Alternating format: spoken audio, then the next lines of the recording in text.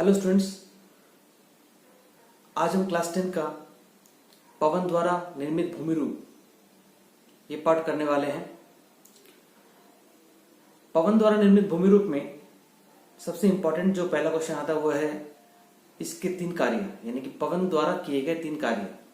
पहला है अपर्दन कार्य, दूसरा परिवहन कार्य, तीसरा निक्षेपण कार्य। पहला जो है अपर्दन कार्य सबसे इंपॉर्टेंट है क्योंकि इसी के द्वारा ज्यादातर भूमि रूप बनते हैं।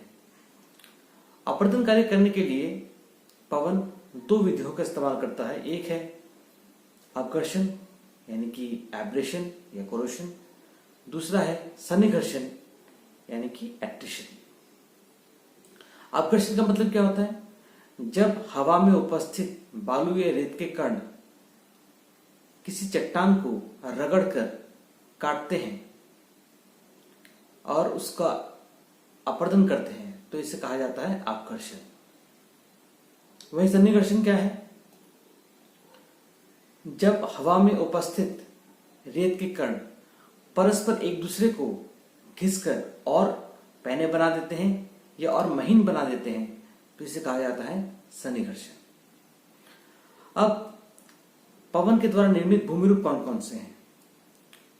पहले नाम बोल लेते हैं। पहला है ब्लोआउट यानी कि वातगर्त, दूसरा इंसलबर्ग, तीसरा छत्रक शैल या मशरूम रॉक, चौथा डेमोसल या भूस्तंभ, पांचवा है डेकेंटर यानी कि त्रिपटल शिला, छठा है अरिमक जालक यानी कि स्टोन लैटिस, सातवां है पुलक खिड़की यानी कि प्रीचर विंडो, आठवां है जुगन, नवा है याडांग और 10वां है वेंटिफैक्ट। ये है कुल 10 अपर्दित भूमि रूप पवन द्वारा निर्मित। तो पहला ये ब्लोआउट यानी कि वातगर्त क्या है? जब पवन किसी ढीली धरातल पर चलती है तेजी से और उस ढीली जमीन से बालू या मिट्टी को उड़ा ले जाती है एक गर्त का रूप देकर, इसे कहा जाता है वातगर्त। इनका आकार तस्वीरनुमा होता है। सहारा, कालाहारी, गोबी तथा ग्रेट ब्रिटेन के मरुस्थल में ऐसी आकृति देखने को मिलती है। दूसरा इंसलबर्ग। इंसलबर्ग क्या है? जर्मन भाषा में इंसलबर्ग का अर्थ द्वीप अथवा द्वीपीय पर्वत से है। जब मरुस्थल में कठोर शैलों के उभरे हुए टीले द्वीप या पर्वत की शिला की कोमल शैलों के अपघर्षण के कारण अवशिष्ट मान रह जाते हैं, इनको कहते हैं इंसलबर्ग। यानी कि शुष्क अंचल में जब पवन द्वारा पूरी घाटी का या पूरे अंचल का अपर्दन हो चुका होता है तो जो अवशेष टीले चट्टाने रह जाती हैं जिनका अपर्दन पवन नहीं कर पाई है, उन अवशेषी टीलों को इंसलबर्ग कहा जाता है। तीसरा छत्रक शैल।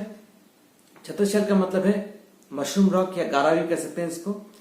जहां कठोर शैलों के नीचे कोमल शैलें लंबावत बिछी रहती हैं तो पवन अपघर्षण क्रिया द्वारा धूल के कण शैलों के आधार की कोमल शैलों को धीरे धीरे काट देती है। इसको कह सकते हैं हम लोग, जैसे कोई चट्टान शुष्क अंचल में खड़ी है, इस चट्टान को हवाएं हर तरफ से उनमें उपस्थित रेत कणों द्वारा अपर्दन करती है, परंतु इस चट्टान का ऊपरी हिस्सा कम अपर्दित होता है, निचला हिस्सा अधिक अपर्दित होता है। क्यों? क्योंकि निचले हिस्से में रेत कण की मात्रा ज्यादा होती है। इस कारण से ऊपर चौड़ा और नीचे से ये संकरा हो जाता है जो एक मशरूम का आकार ले लेता है। इसे कहते हैं मशरूम रॉक या गारा।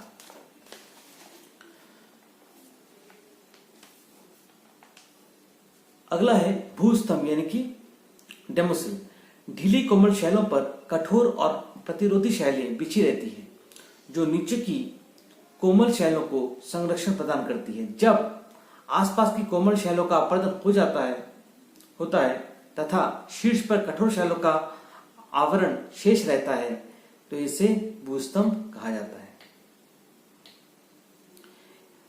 कुछ आकृति एक चिमनी अथवा स्तंभ के रूप में दिखाई देती है, इसलिए इसे भूस्तंभ कहा जाता है। फिर डेकेंटर यानी कि त्रिपटल शिला। यह रेत द्वारा घिसा गया तीक्ष्ण पार्श्व वाला पत्थर का टुकड़ा है इनका आकार चतुष्फलक जैसा होता है। जब वेगपूर्ण पवन द्वारा बालू के टीले व कोमल कण हट जाते हैं, लेकिन कठोर शैल ज्यों के त्यों रह जाती है। मतलब जब हवा इतनी तेजी से बहे कि उसमें उपस्थित बालू के कण चट्टानों को तीन तरफ से घिसकर नुकीला कर दे, तो इसे कहते हैं डेकेंटर। नेक्स्ट है अरिमक जालक यानी कि स्टोन लैटिस। जब पवन के वेग से बालू के टीले व कोमल कण हट जाते हैं और केवल कठोर शैलें रह जाती हैं, तो इससे जालीदार शैल बनती है, तब इसे अरिमक जालक या स्टोन लैटिस कहते हैं। मतलब इस चट्टान में अगर कोमल चट्टान और कठोर चट्टान दोनों हैं, तो पवन द्वारा सबसे पहले कोमल चट्टानों को निकाल लिया जाएगा, जिससे उस चट्टान का आकार देखने में एक जाली जैसा बन जाता है। इसे कहते हैं अरिमक जालक या स्टोन लैटिस। सातवां है पुलक खिड़की यानी कि प्रीजर विंडो। प्रीजर विंडो क्या होता है? जब जालीदार शिला के आर पार छिद्र हो जाते हैं और क्रमशः विस्तृत होते जाते हैं, तो इसे पवन खिड़की कहते हैं। यानी कि जो अरिमक जालक था उसमें छिद्र बन गए थे कोमल चट्टानों घटने से, जब ये छिद्र आर पार हो जाते हैं, यानी कि दोनों तरफ से दिखाई दे, आर पार हो जाए और ये थोड़े से विस्तृत हो जाए, बड़े हो जाए, तो इनको कहा जाता है पुलक खिड़की। जब शिला का कटाव आधार तक हो जाता है, तो एक गहरा यानी कि आर्क जैसा बन जाता है और शिला की छत पुल की तरह रह जाती है, तो इसे पुलन खिड़की कहते हैं। नेक्स्ट है ज़्यूगेन। ज़्यूगेन शब्द का प्रयोग जर्मन भाषा में किया जाता है। इसका मतलब है कठोर और प्रतिरोधी शैलों के लिए होता है। ज़्यूगेन का मतलब है जर्मन भाषा में कठोर और प्रतिरोधी शैल। यह कोमल शैलों पर दवात इंकपॉट के ढक्कन की आकृति की होती है।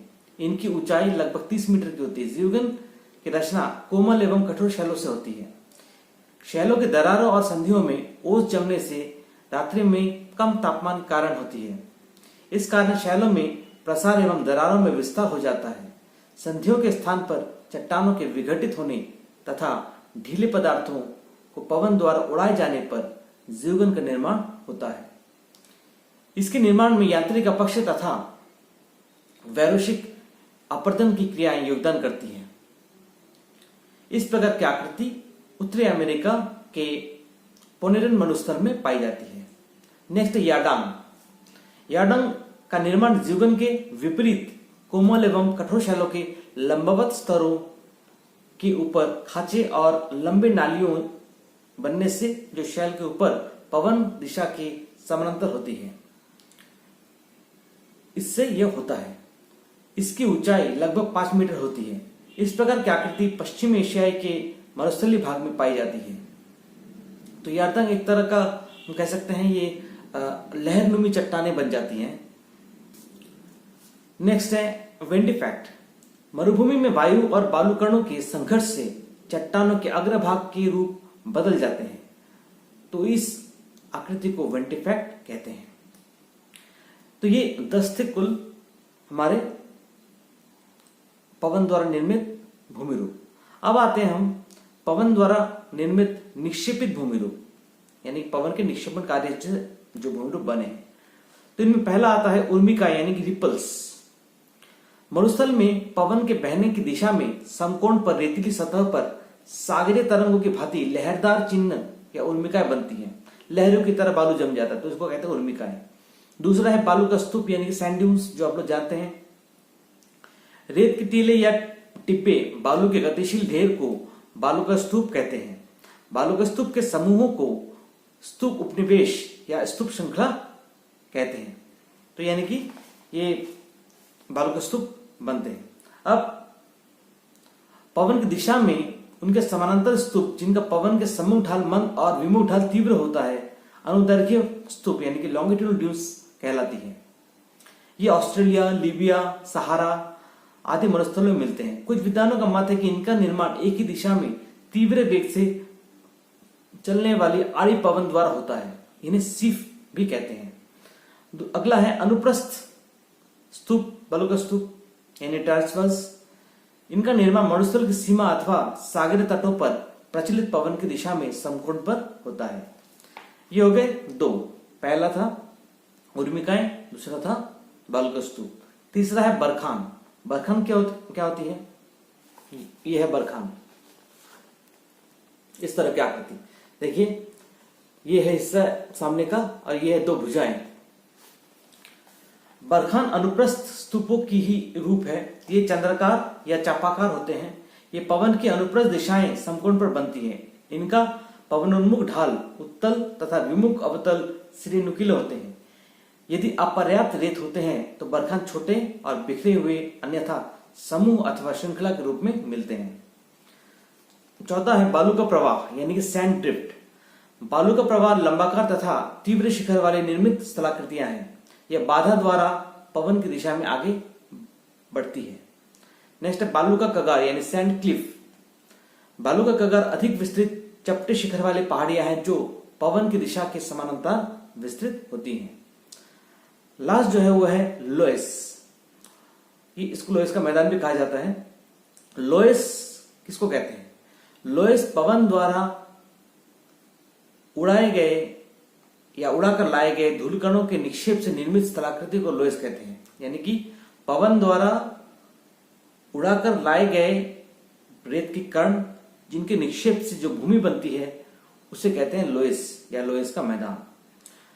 इसका नामकरण फ्रांस के अल्सास प्रांत में लोएस गांव में निर्मित स्थलाकृतियों के आधार पर हुआ है। इनमें सिल्ट मृत्तिका बालू की मात्रा अधिक होती है। इसमें बाकी जरूरी नहीं है। तो यहां तक था आपका मैदान। अब एक बार दोबारा बोल दे। ज्यूगन और यारदांग में एक विशेष अंतर। ज्यूगन की आकृति दवात के ढक्कन के समान होती है। दवात का ढक्कन यानी कि इंक पॉट का ढक्कन। यारदांग की आकृति उठा हुआ नुकीला शिखर युक्त होता है या लहर की तरह होता है जो अंडरकट होता है नीचे से। दूसरा, ज्यूगन का निर्माण कठोर चट्टानों की परत के कोमल चट्टानों पर क्षैतिज रूप में होने से होता है और यारदांग में इसके कठोर एवं कोमल चट्टानों के लंबवत अवस्था में होने से होता है। तो ज्यूगन में क्षैतिज रूप से और यारदांग में लंबवत रूप से। तीसरा, ज्यूगन में इनके बीच में अधिक गहरी तथा कम चौड़ी नालियां होती हैं। यारदांग में इनके बीच की नालियां कम गहरी लेकिन अधिक चौड़ी होती हैं। ज्यूगन में चौथा, इनका निर्माण अपक्षय एवं वायु के अपर्दन से होता है। यारदांग में इनका निर्माण वायु के अपर्दन से ही होता है। यानी कि ज्यूगन में अपक्षय भी एक हिस्सा है लेकिन यारदांग में कोई अपक्षय नहीं होता, सिर्फ अपर्दन से ही ये भूमि बनती है। तो आज के लिए इतना ही रहा। नेक्स्ट हम एक आध हेडिंग्स डिस्कस कर सकते हैं। उसके बाद हम लोग नेक्स्ट चैप्टर में चले जाएंगे यानी कि वायुमंडल नेक्स्ट क्लास में।